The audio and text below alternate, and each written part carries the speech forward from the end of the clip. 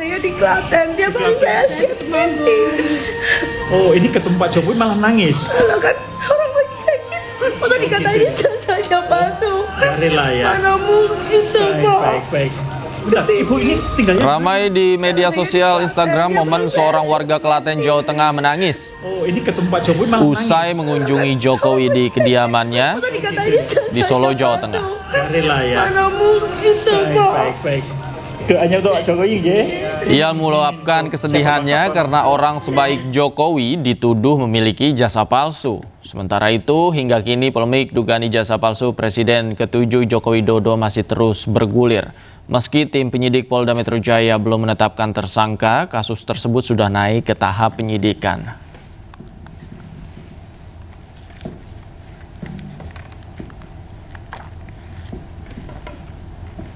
Presiden ke-7 Joko Widodo menerima kunjungan warga dari Jamiah Ahli Thoriqoh Al-Mutabaroh An-Nahdliyah.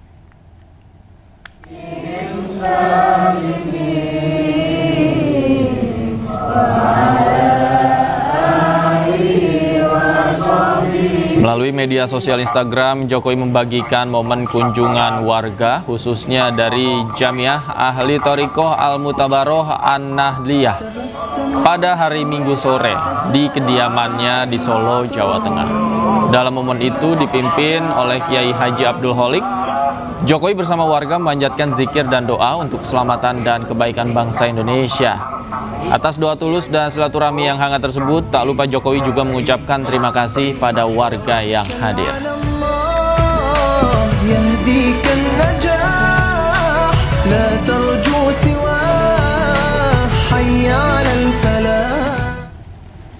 Pemirsa, mantan Menteri Perdagangan Thomas Trikasi Lembong atau Tom Lembong mendatangi kantor Komisi Yudisial Jakarta Senin pagi. Tom Lembong datang bersama tim kuasa hukumnya. Pagi Pak Tom. Gimana kabar Pak Tom? Baik Pak Tom. Sehat Pak Tom. Udah mendingan. Thank you. Kedatangan Tom Lembong ke Komisi Yudisial untuk menjelaskan laporannya terkait dugaan pelanggaran kode etik dan perilaku Hakim Pengadilan Tipikor Jakarta yang menjatuhkan vonis 4,5 tahun penjara. Tom mengaku kehadirannya tak hanya sebagai bentuk komitmen untuk mendukung transparansi dan akuntabilitas dalam proses peradilan, tetapi juga untuk mendorong adanya upaya perbaikan lembaga peradilan demi kebaikan bersama. Hadir pagi ini untuk menunjukkan komitmen saya, keseriusan saya, dan untuk menggugah nurani para anggota dan pejabat Komisi Yudisial ya, supaya bersama-sama kita bisa memanfaatkan momentum dari abolisi ini ya, untuk mendorong perbaikan yang dapat kita dorong. Dan sayangkan kalau momentum ini tidak dimanfaatkan untuk kebaikan bersama ya. Ini peluang untuk membenahi. Sementara itu, Komisi Yudisial melalui juru bicaranya akan memprioritaskan penanganan kasus yang dialami Tom Lembong dan fokus pada hakim yang memvonis Lembong 4,5 tahun. Selain itu, Komisi Yudisial juga telah menganalisis putusan dalam sidang kasus Tom Lembong tersebut. Kita coba prioritaskan ya, artinya memang ini musik rasa keadilan banyak orang, sehingga kita coba bukan kemudian yang lain tidak kita layani, tapi coba kita, karena ini juga sampai presiden ya, kita apresiasi presiden memberikan abolisi ya, tapi itu kewenangan presiden. Kita kaya fokus kepada hakim ini, ada apa di balik putusan itu yang kemudian coba kita gali. Tadi disampaikan bahwa putusannya itu 1.000 lembar. Memang KAI tidak berwenang untuk menganalisis putusan, tapi KAI akan membaca putusan itu dan itu menjadi pintu masuk jika dianggap putusan dari runut sistematikanya dan argumentasinya ada yang tidak wajar, disitulah kita bisa masuk. Dua anggota DPR menjadi tersangka dalam kasus dugaan korupsi dana CSR Bank Indonesia. Dana korupsi tersebut digunakan untuk keperluan pribadi seperti membeli sejumlah aset agar tidak terdeteksi.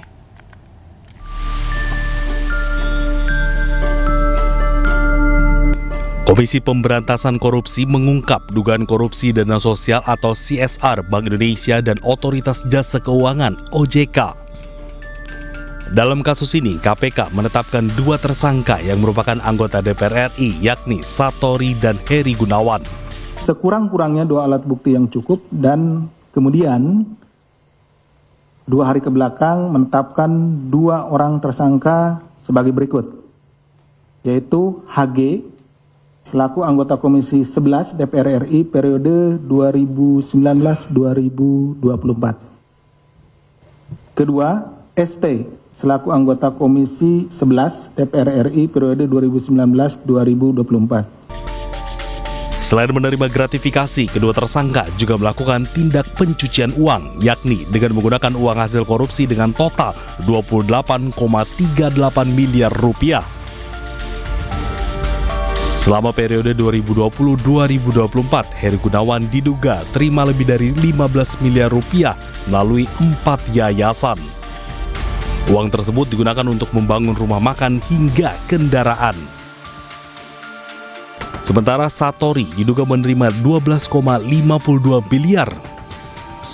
Uang korupsi tersebut digunakan untuk deposito membangun showroom kendaraan dan aset. KPK juga menduga uang hasil korupsi ini digunakan untuk biaya kepentingan politik. KPK berencana kembali memanggil mantan Menteri Agama Yakut Khalil Qomas usai kasus dugaan korupsi haji naik penyidikan. Sejak tahun 2001 ada sejumlah Menteri Agama menjadi tersangka korupsi dana haji.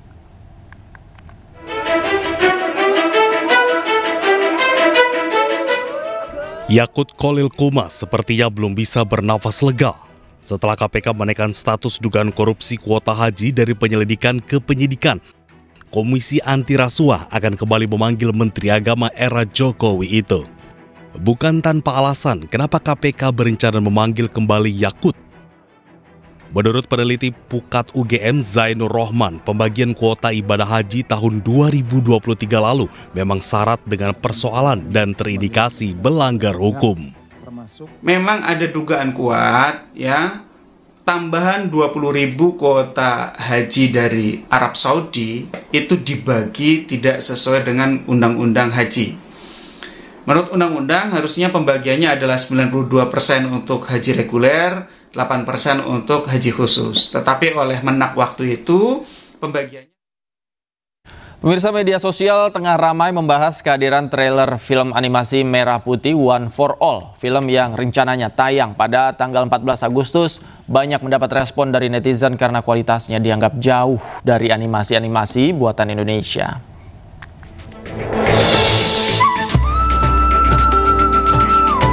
Film animasi Merah Putih One for All menuai banyak sorotan publik jelang penayangannya tanggal 14 Agustus 2025.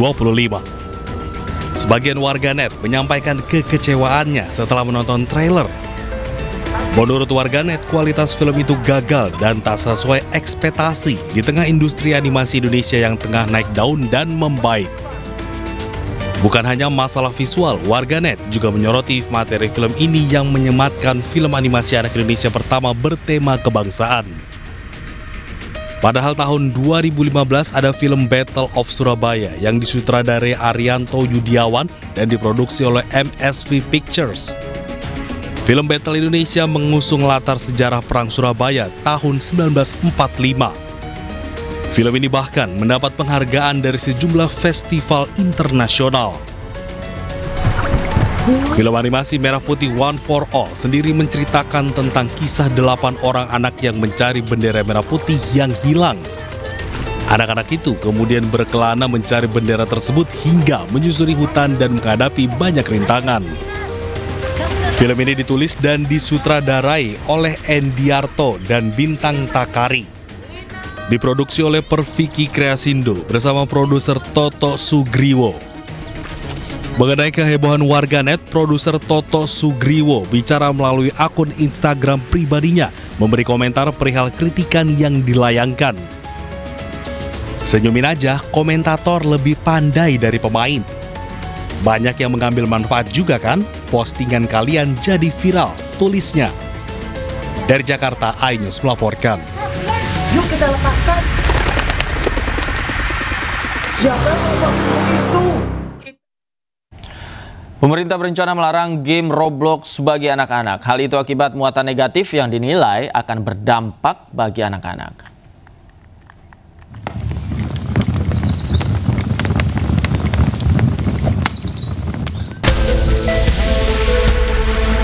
Di balik keseruan permainannya, game Roblox menjadi sorotan pemerintah.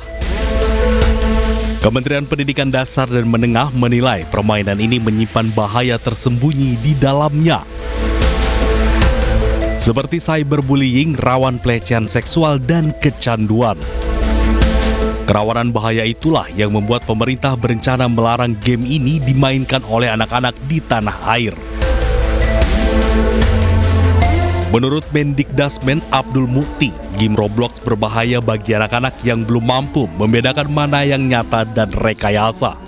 Anak-anak juga memiliki daya pikir yang masih berkembang sehingga cenderung meniru apapun yang mereka lihat. Inilah yang sejak awal harus kita pandu anak-anak kita ini untuk mereka tidak mengakses informasi-informasi termasuk game-game yang mengandung kekerasan. Apalagi, mohon maaf, sebagian dari game itu juga kadang sudah mulai disusupi dengan judi online dan sebagainya, sehingga karena itu maka penggunaan gawai oleh anak-anak ini semaksimal mungkin dibatasi. Kontrol orang tua sangat penting agar mereka tidak menggunakan media ini secara berlebihan. Sejumlah negara sudah membatasi permainan Roblox. Turki telah melarang permainan Roblox sejak 2024 lalu setelah ditemukan banyaknya laporan konten seksual yang dinilai mengeksploitasi anak. Tak hanya Turki, China dan Oman juga memblokir Roblox. Selain alasan keamanan bagi anak-anak, China menemukan permainan Roblox juga menjadi sarana spionase negara asing.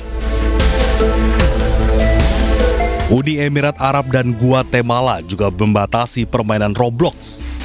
Game ini masih bisa dimainkan di kedua negara, namun penggunaannya dibatasi. Sementara di Korea Utara, game Roblox dilarang sepenuhnya untuk dimainkan.